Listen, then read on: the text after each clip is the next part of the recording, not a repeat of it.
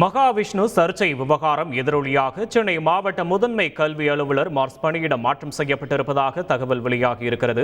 ஏற்கனவே 2 தலைமை ஆசிரியர்கள் டிரான்ஸ்பர் செய்யப்பட்ட நிலையில் தற்போது முதன்மை கல்வி அலுவலரும் பணியிட மாற்றம் செய்யப்பட்டிருக்கிறார்.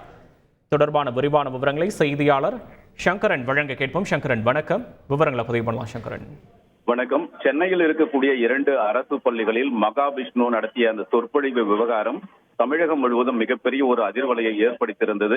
இது தொடர்பாக விசாரணை நடைபெற்று வந்த நிலையில் 2 பள்ளிகளின் தலைமை ஆசிரியர்களும் பணியிட மாறுதல் செய்யப்பட்டனர்.